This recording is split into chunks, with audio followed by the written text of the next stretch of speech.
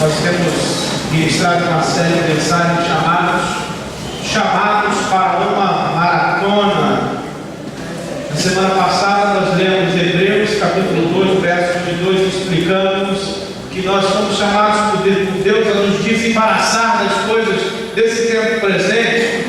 Chamado de Deus é a gente que a gente viva uma maratona. A vida cristã não é uma corrida de 100 metros, de 50 metros, mas a vida cristã é uma maratona. Para Deus não importa quem chega primeiro ou quem chega último, mas o que importa para Deus é que nós cheguemos à linha final, porque na linha final está Cristo Jesus nos esperando de braços abertos. Como diz o autor aos Hebreus, como nós, ele tudo passou, por isso ele tem autoridade para estar na linha de chegada, nos dando sentido, nos dando força, dizendo: se eu conseguir, vocês também conseguem. Hoje nós vamos falar da história dessa mulher chamada Esther e falar sobre quando a coragem supera o medo. Quando a coragem supera o medo. Esther capítulo 5.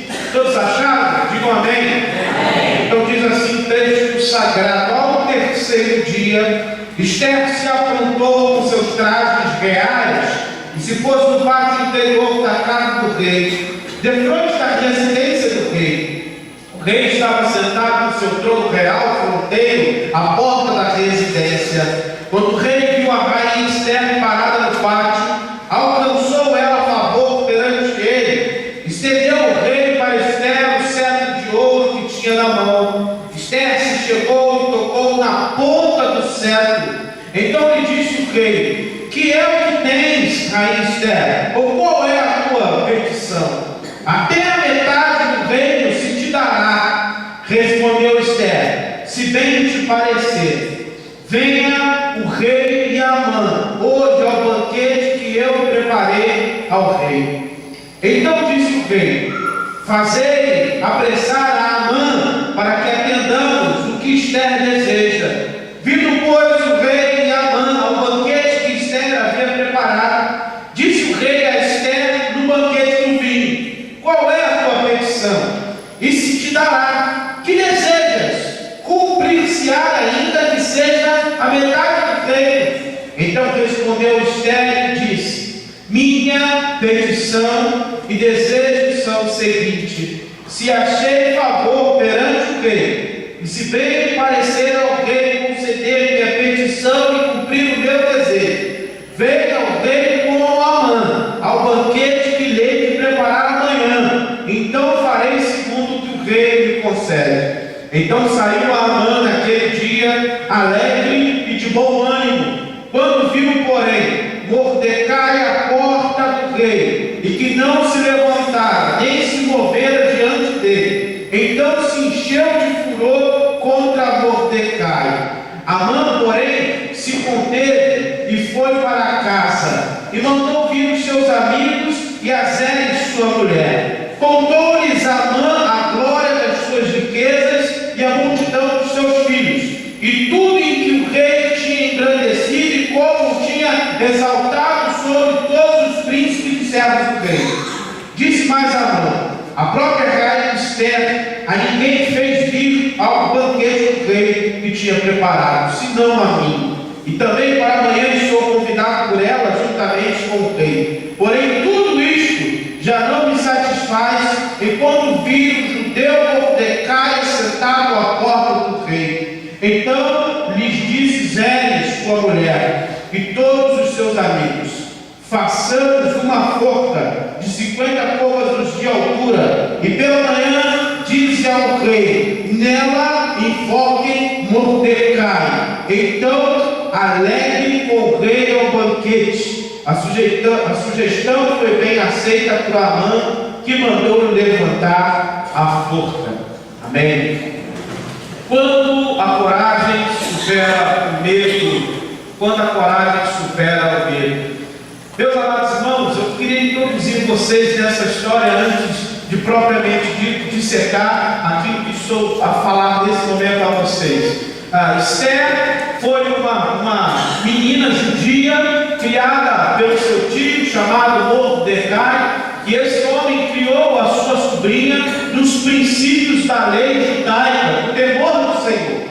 E Esther entra em cena a partir do momento em que a rainha Vasti se torna insubmissa ao rei e não é apresentada conforme o rei Assuero havia pedido que fosse no banquete real servido aos seus príncipes, aos seus sátrapas. E então aquela rainha Vasti é condenada, é desligada e deixa de ser a rainha do rei, e abre-se então o primeiro concurso de beleza da história, pelo menos que a Bíblia narra. Abre-se um concurso de beleza, e Esther entra nesse concurso de beleza. Ela fica um ano em um spa, se cuidando, se tratando, e aí a mulherada sente até inveja de Esther, não é verdade? Um ano ela naquele trato real, se preparando somente para se apresentar ao rei. E quando ela se apresenta ao rei, o rei fica apaixonado, fica louco por ela. Então eles consumam o casamento, e daí então a história começa nesse sentido. Mas existia um outro homem nessa história chamado Amã. Esse cara, Amã, era um amalequita. Os amalequitas eram inimigos dos israelitas, e os amalequitas tinham ódio profundo de Israel desde lá dos tempos de Saul, desde os tempos de Davi. E ele então vai contra aquele judeu chamado Mordecai, que não se ajoelha perante ele quando ele passa. Ele era um homem muito importante do rei, e quando ele passava a ordem do rei, é que as pessoas se ajoelhassem diante dele e se prostrassem a ele. Mas esse judeu, sendo judeu, ele sabia que ele não podia prestar adoração a ninguém se não fosse Deus. Então o camarada pega uma bronca com ele, pega a raiva dele e começa a perseguir os judeus. E ele faz o rei emitir um decreto contra os judeus, caçando a vida dos judeus. E não sei se você sabe, mas um decreto assinado pelo rei naquela altura do campeonato não tinha mais volta. O que o rei falava estava falado, o que ele decretava estava decretado. Se ele voltasse atrás, aquilo que ele falou era uma demonstração de fraqueza, e para o rei persa isso era impossível. E aí, esse judeu chamado Mordecai, ele junto com a sua sobrinha arquiteta um plano, e ele consegue levar a sua sobrinha a ser mulher desse rei. Deus sempre dá o seu jeitinho, e da forma certa ele arquiteta tudo ao seu favor. Mas meus irmãos, eu fico pensando, será que Esther não teve medo?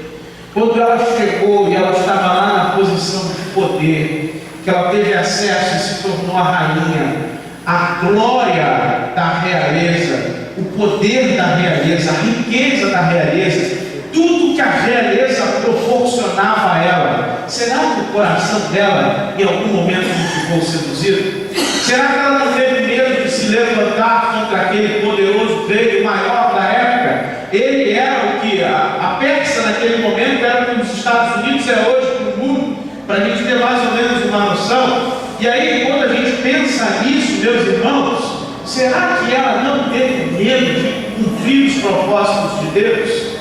Mas isso é apenas conjectura. Mas isso me leva a crer e a pensar assim, porque esse judeu chamado Mordecai vai ao encontro de Esther e fala para ela o seguinte: talvez tenha sido por esse motivo que Deus deixou você chegar aonde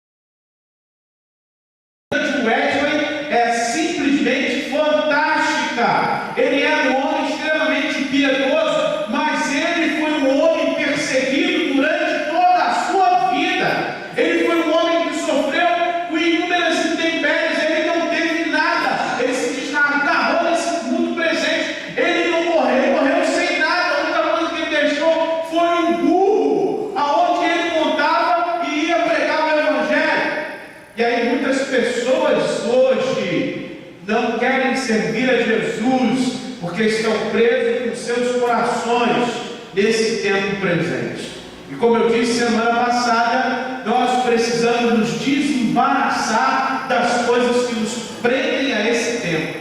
Jesus disse que onde está o nosso coração está o nosso tesouro. E para nós cumprirmos os propósitos de Deus para as nossas vidas, nós precisamos de fato viver isso, de fato entender isso. E Esther viveu isso. Esther, ela se entregou verdadeiramente ao Senhor a ponto de colocar a sua vida em risco. Naquele tempo, a pessoa que entrava na presença do rei, sem autorização do rei, sem ser chamado pelo rei, estava colocando a sua vida em risco. Ela tinha duas opções: se o rei recuasse o cetro, ela estava morta. Mas, como Deus faz todas as coisas de forma certa, o rei estendeu o cetro ao seu favor. Agora, o rei pode estender o cetro ao nosso favor quando de fato nós queremos viver não os nossos sonhos, mas os sonhos deles para cada um de nós. E aí, eu li uma frase essa manhã no Facebook, de fato é de John Wesley: quando a obra é de Deus, quando a missão é de Deus, quando os propósitos são de Deus, não faltam recursos, não faltam provisão, porque Deus é o mais.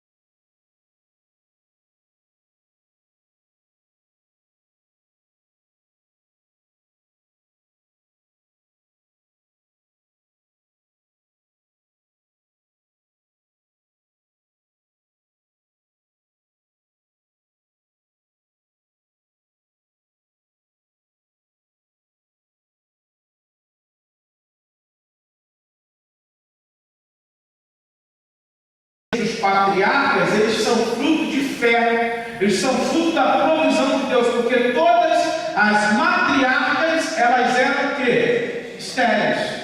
A Sara deu um jeitinho e mandou Abraão se deitar com a sua concubina, mas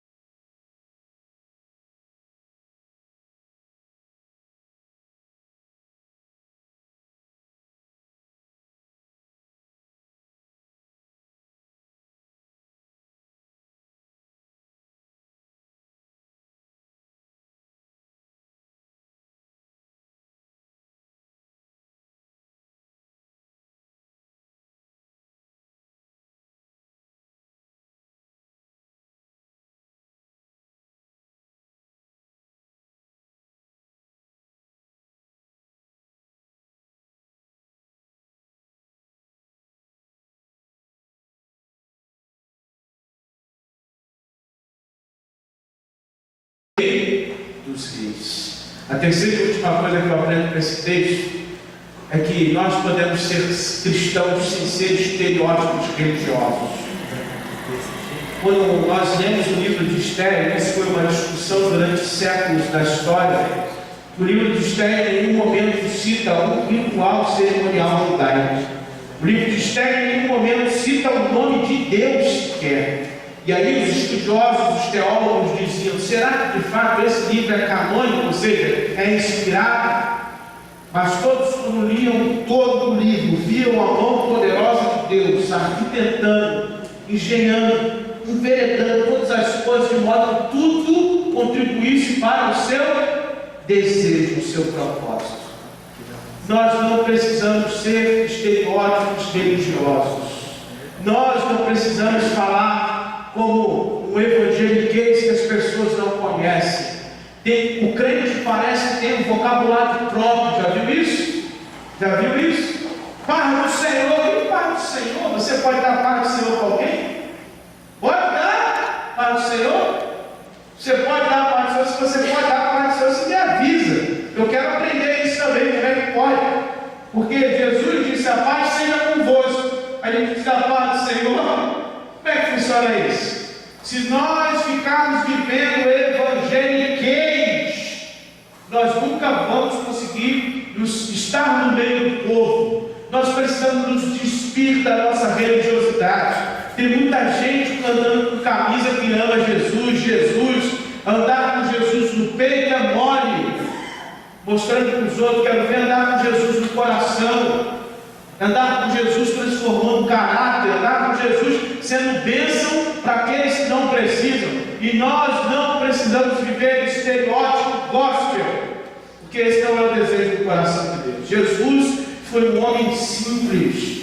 Jesus andava entre o povo. Jesus estava com a prostituta. Jesus estava comendo com aqueles que não tinham nada. Jesus, quando foi preso, chegou ao ponto de estar no meio dos seus discípulos e os camaradas não sabiam diferenciar quem de fato era Jesus, porque ele vestia a mesma roupa dos camaradas, ele falava da mesma forma, ele era o mesmo que todos que estavam ali. O que diferenciou foi o beijo que Judas deu nele. E aí, nós não precisamos de estereótipo gospel. O mundo gospel tem invadido as nossas comunidades cristãs. E isso não é o desejo do coração de Deus. O desejo do coração de Deus é que nós vivamos o Evangelho, a autenticidade do Evangelho. Uma pessoa veio para mim semana passada e me chamou de maluco porque eu estava fazendo jiu-jitsu. Eu falei: ué, eu não posso fazer jiu-jitsu? O que eu tenho diferente de todas as outras? Mas você é pastor.